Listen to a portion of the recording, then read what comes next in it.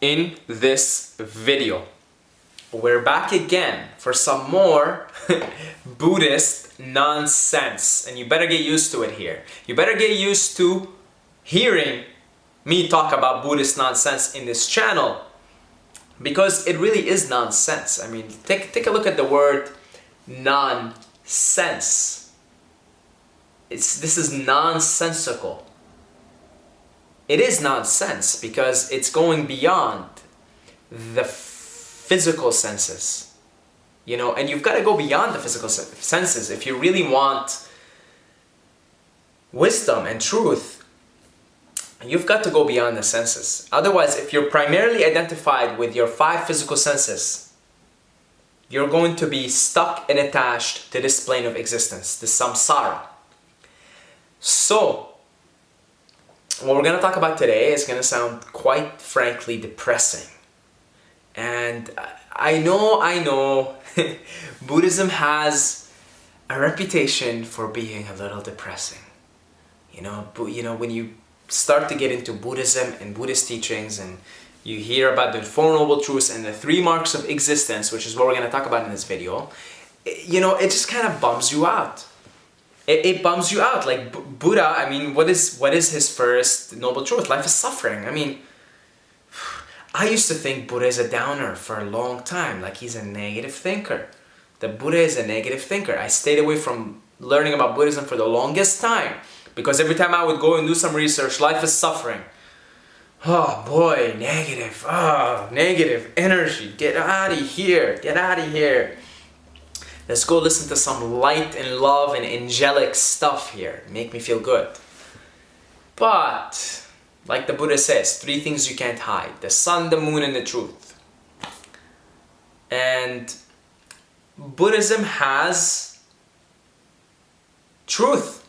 It's not the only system that has the truth, but it has truth. It has truth. It's a one path to wisdom, one path to truth.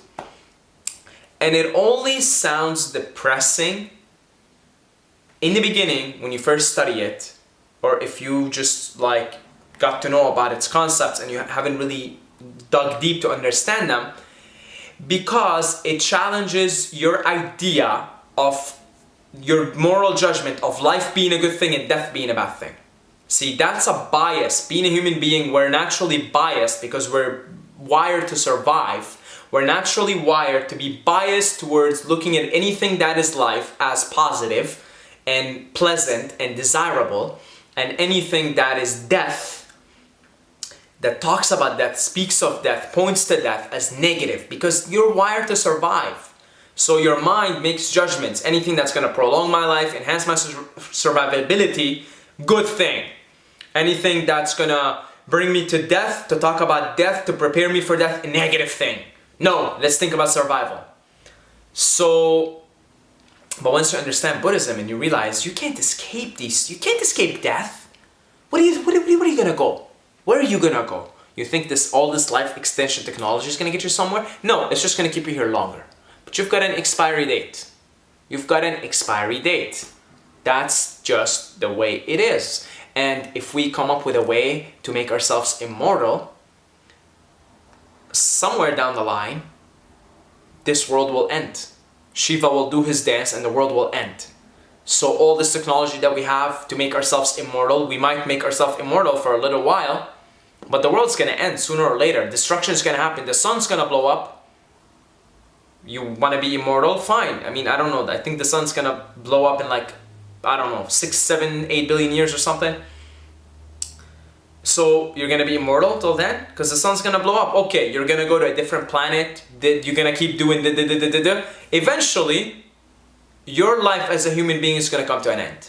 Even if you immortalize yourself, you go to a different planet, you figure out some ways, you go to a different galaxy, death is coming to you. Now or 7 billion years from now. Okay, it's coming to you. I'm sorry, I hate to break it to you. Okay, I hate to break it to you guys, but death is going to come. The Grim Reaper owes God a soul, and he's gonna come and claim that soul. Now or 7, 8 billion years from now. So, Buddhism looks at life for what it is at face value. Doesn't go into wishy-washy thinking. Here it is. That's what's happening. Everything is in a state of decay. Everything is constantly changing. Everything is in a state of flux, and all organisms in a physical form perish. So the three marks of existence. So there's the Four Noble Truths, and then there's the three marks of existence. Three marks of existence is existence in a physical form is essentially has three features, three marks. Number one, life is suffering. Life is unsatisfactory, which is a better word. This is from Buddhist monks that I go and meditate with. They were telling me that the word unsatisfactory is a better description.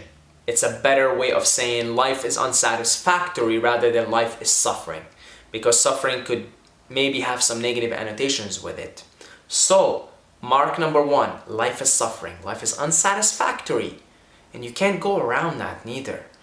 You know, death, old age, sickness, all of these things are going to come to you. You know, I am all in, by the way, for life extension.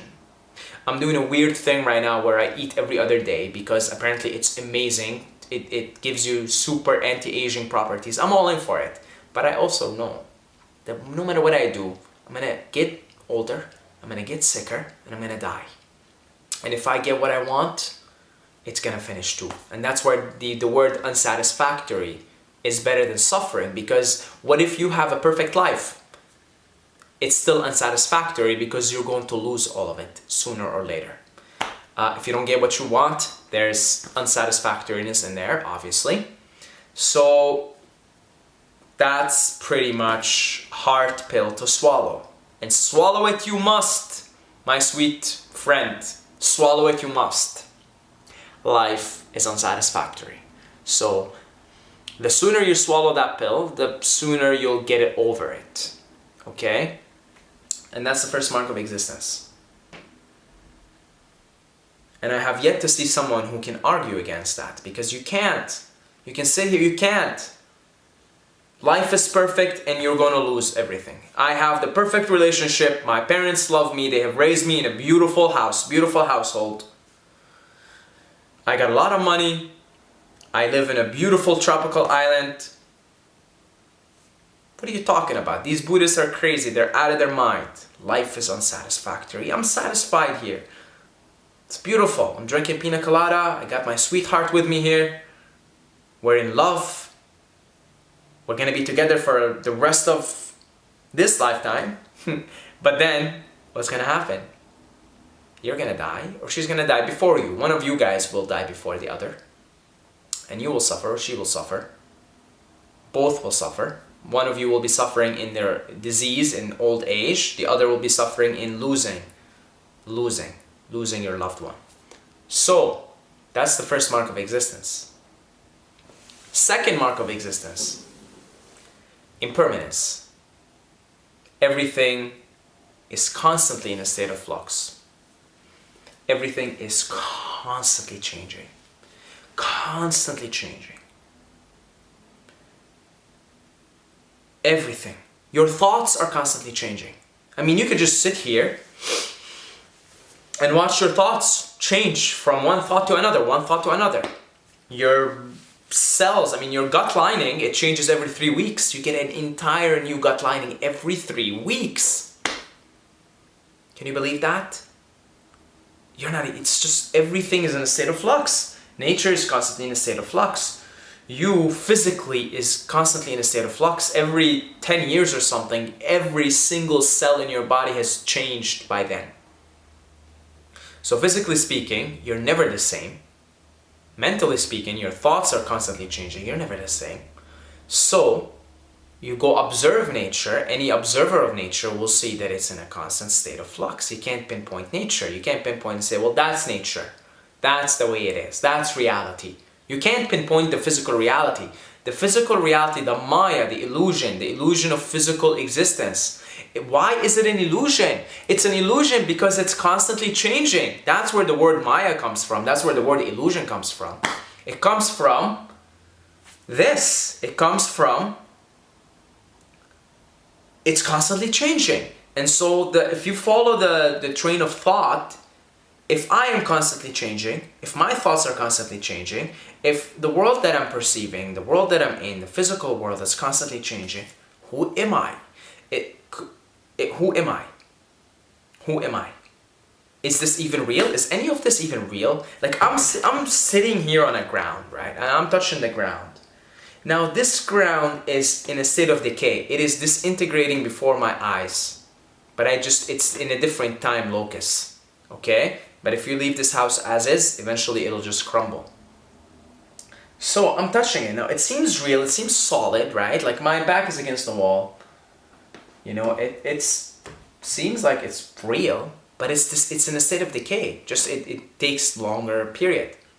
But it's not real in the sense that it's in a state of decay. So what is real then?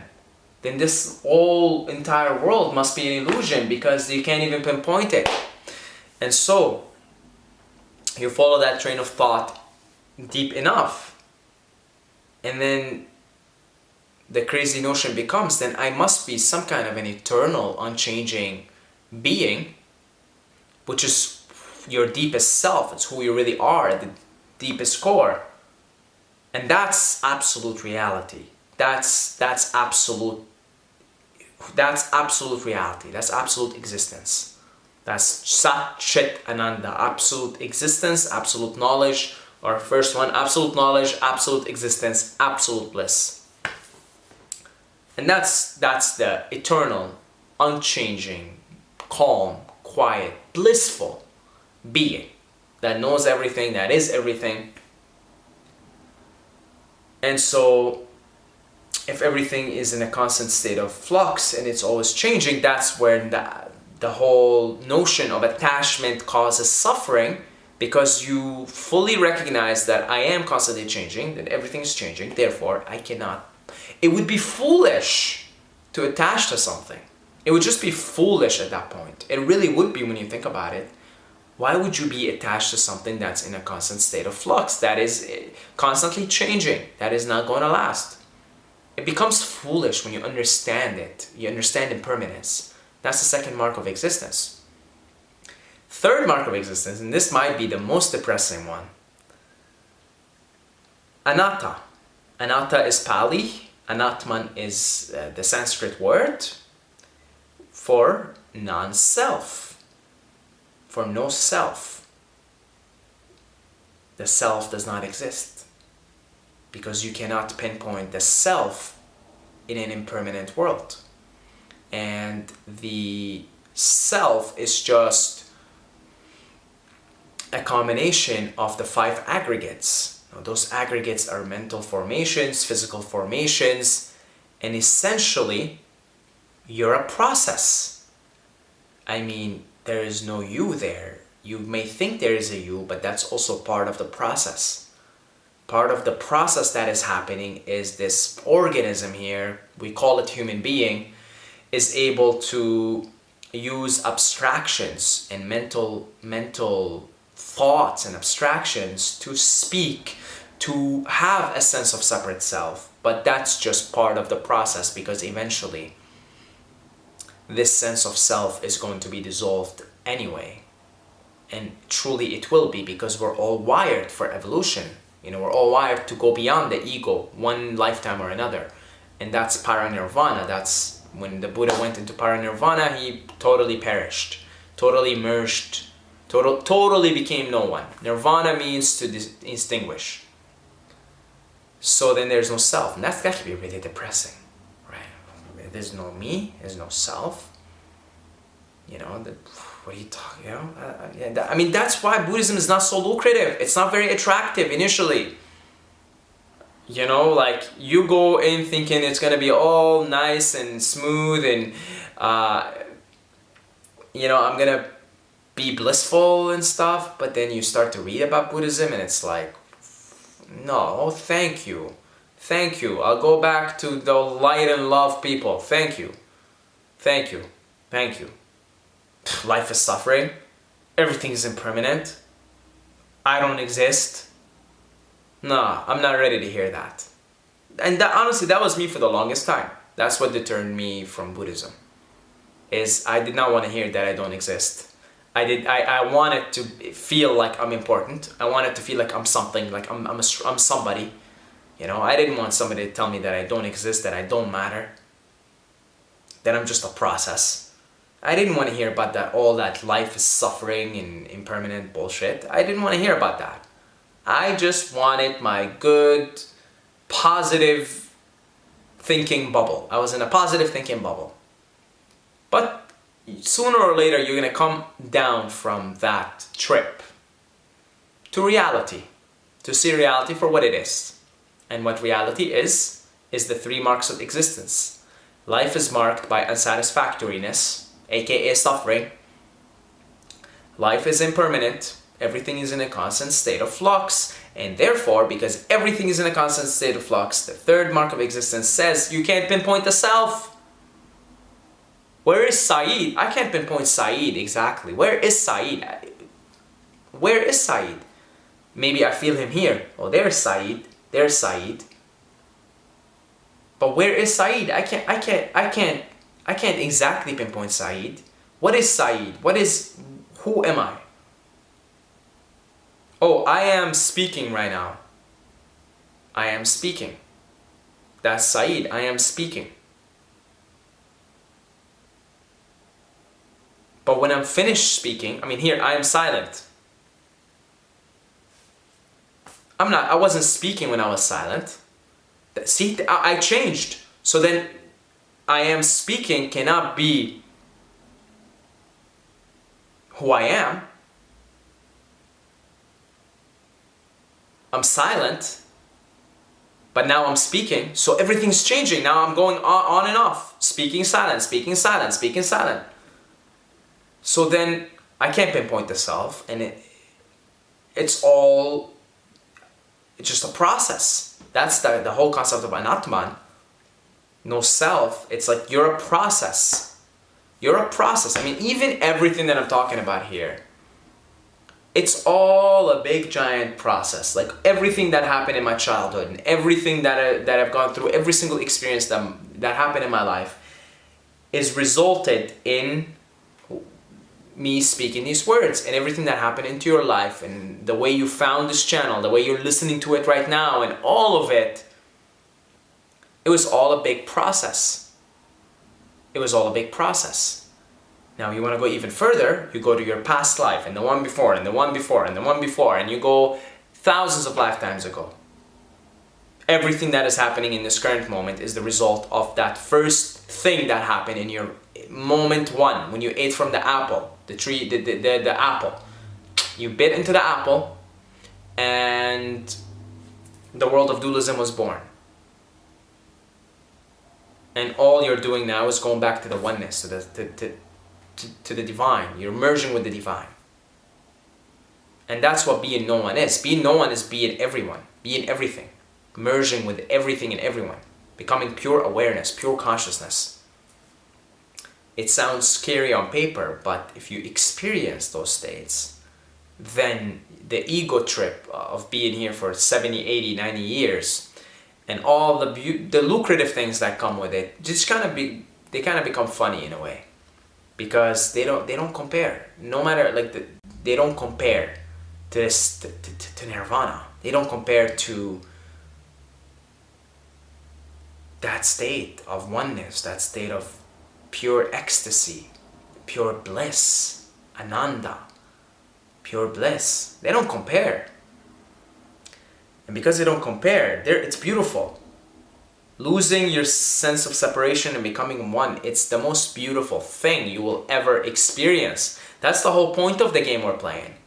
Because how can God gain a full recognition of its beauty and magnificence if it didn't experience the illusion of separation, if it didn't experience the illusion of separate self? Possible.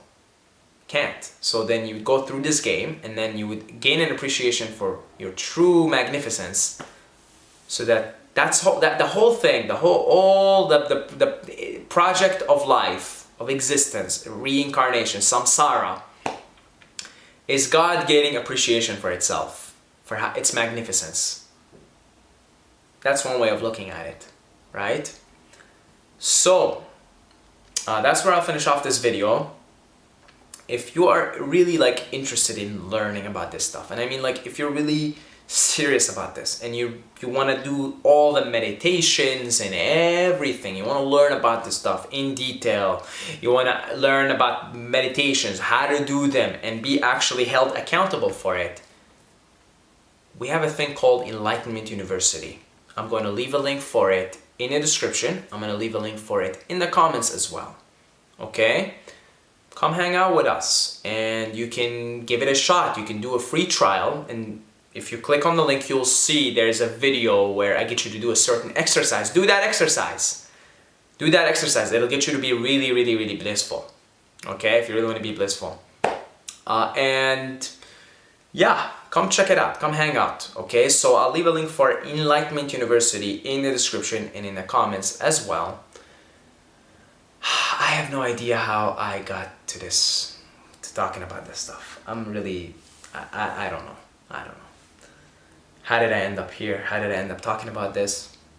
I have no idea. But I'm not complaining either, okay? So, that's about it. I love you, and I just feel like saying namaste. So the divine and the light in me honors the divine and the light in you. It really is a beautiful word.